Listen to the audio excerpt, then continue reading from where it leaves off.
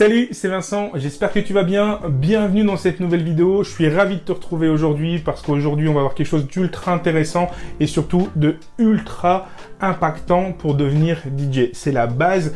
On va travailler, tu t'en doutes très certainement du coup, sur le calage au tempo. Je me suis mis derrière mes platines et je vais te donner quelques astuces, quelques techniques qui m'ont permis moi de vraiment apprendre à caler au tempo et surtout à caler à l'oreille. J'avais déjà fait une vidéo, 5 vidéos même, sur le fait d'apprendre à mixer, d'apprendre les bases, où je parlais déjà du calage au tempo, tu peux voir ça ici. Là, je vais rentrer beaucoup plus dans le détail, pour vraiment que je puisse t'aider à apprendre à mixer et surtout à bien caler au tempo. Et reste bien jusqu'à la fin de cette vidéo, parce que je te réserve un petit cadeau, une petite surprise, qui va faire que tu vas pouvoir encore plus facilement apprendre à mixer au tempo. C'est cadeau, ça me fait plaisir, mais c'est à la fin de la vidéo. C'est parti, let's go!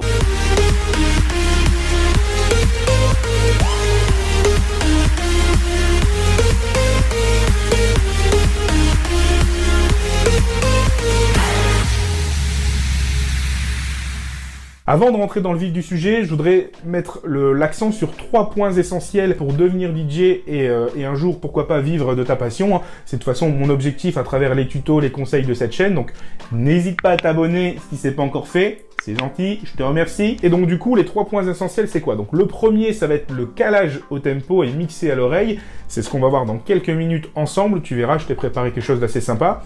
Le deuxième, ça va être d'avoir une bonne playlist musicale. Ça veut dire quoi? Ça veut dire que il faut que tu connaisses tes morceaux par cœur et que tu aies vraiment une bonne base dans ta setlist. Pour t'aider, j'ai créé une vidéo, le lien s'affiche ici, où tu peux télécharger 150 morceaux. La playlist de 150 morceaux incontournables pour des soirées privées comme des mariages par exemple. Donc n'hésite pas à aller voir la vidéo, sinon je te mets également tous les liens dans la description de ce que je vais te raconter là dans cette vidéo. Je te mets tout dans la description. N'hésite pas à aller checker ça, télécharger la playlist et évidemment il faudra la compléter avec les nouveautés, avec les morceaux que tu aimes, avec surtout les morceaux que les mariés vont demander, mais tu verras que ça va déjà te faire une belle et bonne base. Le troisième point, ça va être de réussir à mettre de l'ambiance sur une piste de danse. Pourquoi il y a toujours de l'ambiance dans mes mariages quand tu peux voir mes vlogs? D'ailleurs, si tu les as pas vus, encore une fois, je t'invite à aller les voir. Pourquoi il y a toujours une ambiance de folie? Parce que je mixe ces 3 piliers. Savoir mixer au tempo, avoir une bonne playlist musicale et surtout s'adapter au niveau de la piste de danse. Maintenant que je t'ai parlé des points essentiels pour devenir DJ, on va rentrer dans le vif du sujet. Je sens que tu as envie d'y aller. Allez, Vincent, parle-nous du calage au tempo, parle-nous du calage au tempo. On va y venir, mon pote. Avant de caler ton morceau, il faut savoir l'envoyer au bon moment. Et ça, c'est super important. Donc, on va très simplement et très facilement se dire que on va compter jusque 4. Si tu sais compter jusque 4, tu sais mixer. Presque.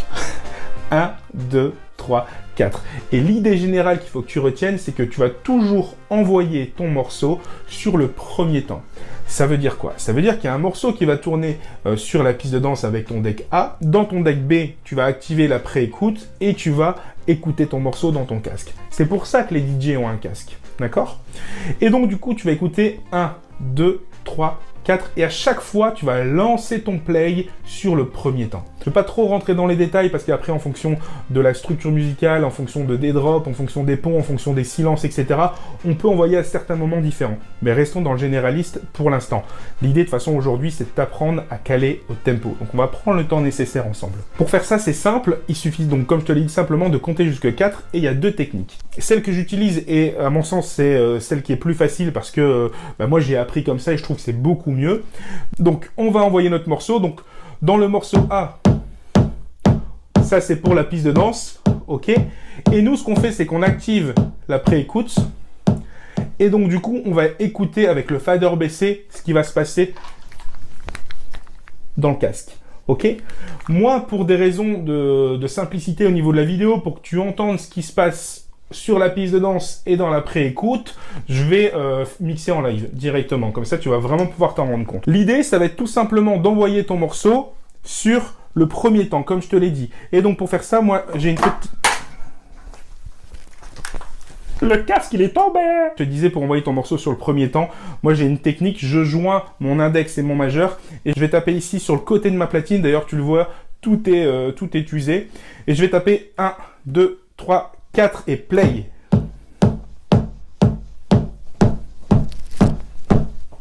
Ouais, je sais, je suis un excellent mauvais danseur. Donc, ici, on a notre morceau qui tourne sur la piste de danse.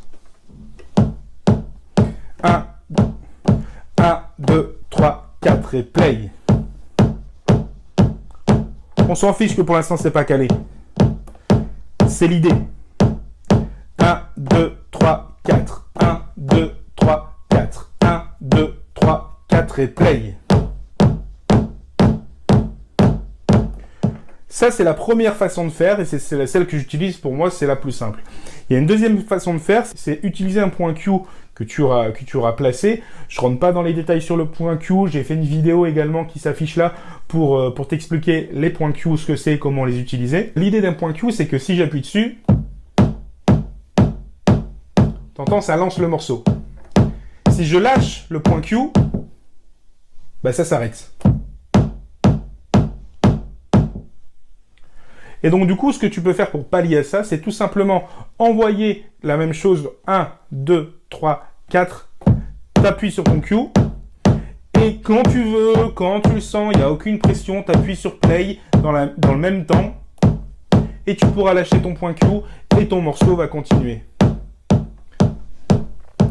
Donc c'est une façon de faire, moi je suis un peu moins fan, mais il y en a beaucoup qui l'utilisent. Donc voilà, au moins tu sais faire les deux. Voilà, maintenant que tu sais comment lancer un morceau et surtout le lancer au bon moment, je vais t'apprendre comment caler au tempo. Et moi c'est la technique que j'ai utilisée au début. Donc je te rappelle, donc caler au tempo c'est quoi? Ça va être simplement de mettre les deux morceaux au même niveau, au même BPM. Donc le BPM c'est le battement par minute. Si forcément il est trop rapide, comme tu l'as entendu, c'est moche, c'est horrible, c'est inaudible. Waouh! On n'a pas envie d'entendre ça. S'il est trop lent, ça sera pareil, ça sera décalé, ça va donc ça va pas être joli. L'idée vraiment, c'est de mettre les deux morceaux au même tempo, au même BPM, au même niveau, pour que ce soit en fait à l'oreille qu'on ait l'impression d'avoir qu'un seul morceau. Et ce qu'il y a de difficile au début, enfin en tout cas moi j'ai vraiment galéré au début avec ça, c'est de se dire ok, est-ce que mon morceau est trop rapide ou est-ce qu'il est trop lent? Et ça, au début, c'est compliqué parce qu'on n'a pas forcément l'oreille. Ça vient avec le temps, je te rassure, plus tu vas t'entraîner, plus tu vas réussir à caler rapidement. Mais au début, c'est pas évident. Et donc, du coup, le conseil que je te donne, c'est d'utiliser ton pitch ici et de le mettre vraiment le plus lent possible. D'accord? Donc, alors, pour les débutants, quand on monte le pitch, on ralentit le morceau. Quand on va descendre le pitch, on va accélérer le morceau. D'accord?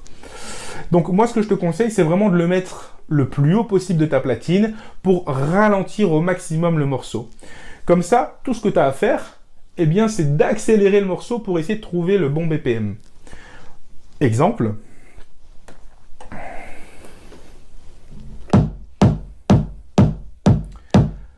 Dans ma préécoute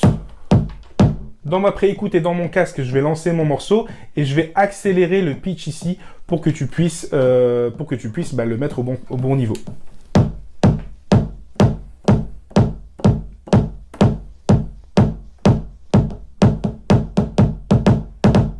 Alors, moi, comme je te l'ai dit, je le fais en live pour que tu puisses entendre ce qu'il y a dans la préécoute et ce qu'il y a, ce qui sort de l'enceinte. J'accélère le pitch. Jusqu'à ce que je pense avoir le bon tempo. Là, je sens que je suis trop rapide, alors je vais ralentir.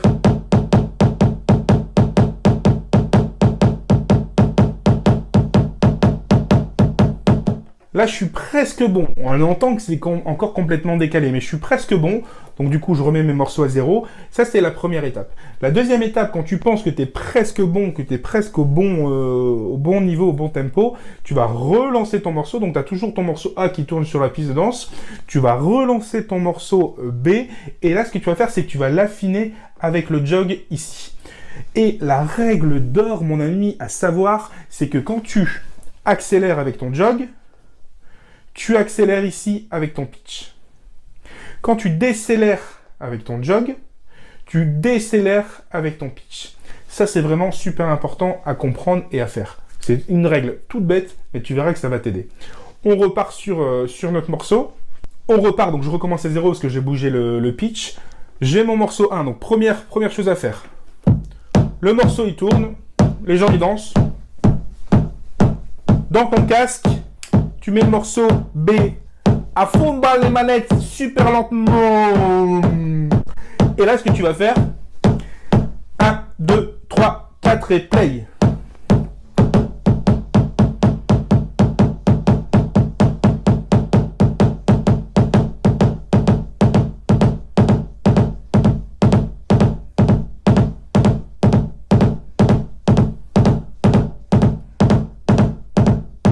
Ok, là je pense être bon. Du coup, deuxième étape, je remets à zéro mon morceau, je vais le relancer, je vais l'affiner avec mon jog.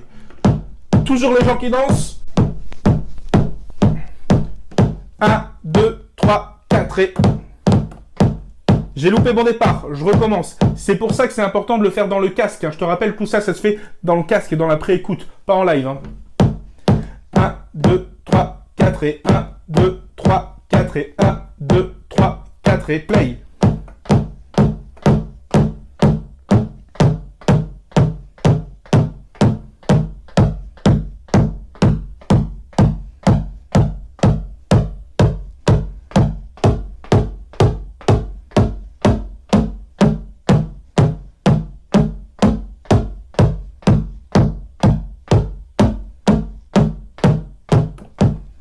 Si je suis pas sûr de moi, je recommence.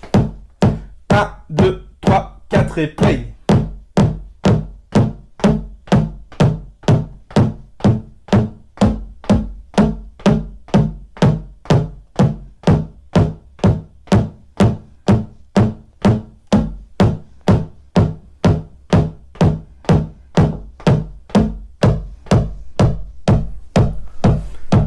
Je suis bon! Et quand t'es bon, tu pourras tout simplement envoyer ton morceau et jouer après avec les équaliseurs, les basses, les médiums et les aigus. Mais ça, on verra ça plus tard dans une autre vidéo. Là, tu vois, on entend bien qu'il y a deux morceaux qui vont simultanément ensemble. Et quand tu vas lancer ton morceau, ça c'est le troisième point qu'il faut que tu fasses, quand tu vas lancer ton morceau, donc les gens sont occupés de danser, quand tu vas lancer ton morceau, tu devras quand même recaler un peu ton morceau avec le jog. Pourquoi? Pour deux raisons. Parce que on n'est pas des machines. Ça veut dire que, imaginons qu'on a un BPM à 130, si tu as calé ton morceau à l'oreille à 129,68 par exemple, 129,68, il va avoir un léger décalage qui va pas s'entendre au début du morceau. Mais au bout d'une minute, 2 minutes, 3 minutes, eh bien, surtout si tu fais une longue transition, ça va commencer à se décaler un petit peu. C'est pour ça qu'il faudra à chaque fois, continuellement, ajuster avec le jog. D'accord? Ça, c'est le premier point. Et le deuxième point, c'est quand tu vas jouer des années 80, de la disco, de la funk. Ça, c'est super important de recaler à chaque fois avec ton jog. Parce que si tu veux, à l'époque, c'était des musiciens qui allaient en studio et qui enregistraient. Et si le batteur était bon, ça allait plus ou moins carré. Si le batteur était moins bon, on est des êtres humains. Donc forcément, si le batteur accélère un petit peu, légèrement, les autres musiciens vont suivre derrière. Et inversement, si le batteur avait tendance à ralentir, bien les autres musiciens allaient ralentir. Donc du coup, la musique live, tout ce qui est années 80, disco, funk, ça a été enregistré en studio et font continuellement réajuster parce que dans un morceau qui va durer 3-4 minutes, tu doutes bien que les musiciens, c'est pas des machines et donc il faut à chaque fois recaler nickel au tempo. Donc j'insiste vraiment bien sur le fait que le calage au tempo, c'est la base du mix. Si tu veux devenir DJ, c'est indispensable. Effectivement, il y a un bouton sync, on s'en fout pour l'instant, on n'y pense pas, ça peut servir, ça peut être utile, mais avant toute chose, il faut savoir mixer à l'oreille, super important. À présent, si tu veux aller plus loin, si tu veux encore développer tes techniques de mix et tes transitions, j'ai un truc pour toi. J'ai créé une formation de 20 transitions. Alors, c'est des transitions que j'utilise moi dans mes soirées pour mettre le feu dans mes soirées. C'est des transitions que j'utilise tous les week-ends, 20 transitions de la plus simple à la plus complexe. On va travailler sur différents genres musicaux, sur différents BPM, comment on passe d'un BPM à 80 à un BPM à 130 par exemple, et inversement, comment on enchaîne du R&B avec de l'électro. Tout ça, je te l'explique dans une formation où tu as donc 20 transitions à apprendre et à appliquer. Je te détaille tout dans ce tuto. Donc si tu as aimé ce type de contenu dans cette vidéo, je vais encore plus en détail dans la formation. Et pour chaque tuto, tu auras également un live qui sera fait sur la transition. Comme ça, tu pourras regarder, t'imprégner également au niveau des potards, etc., comment je les utilise. Et de toute façon, tout sera expliqué en détail dans la formation. Et en plus, le troisième bonus que tu vas retrouver dans cette formation, c'est que tu vas pouvoir télécharger tous les sons, toutes les transitions qui ont été faites. C'est vraiment une formation ultra complète. J'ai travaillé comme un dingue pour te fournir un truc vraiment de qualité. Très honnêtement, je pense que c'est une de mes meilleures formations. Je me suis remis dans des techniques de mix. J'ai travaillé des trucs ultra intéressants pour toi, pour que tu puisses développer ton apprentissage. Donc si ça t'intéresse, eh bien le lien est dans la description, tout simplement. Tu cliques dessus, puis tu suis les étapes et puis tu pourras accéder à la formation. Je t'avais promis un petit cadeau, et bien le cadeau, ça va être que, idem, dans la description, tu vas pouvoir télécharger le morceau que j'ai utilisé pour mixer dans cette vidéo. C'est tout simplement des kicks que j'ai enregistrés et je t'en ai fait une méga boucle.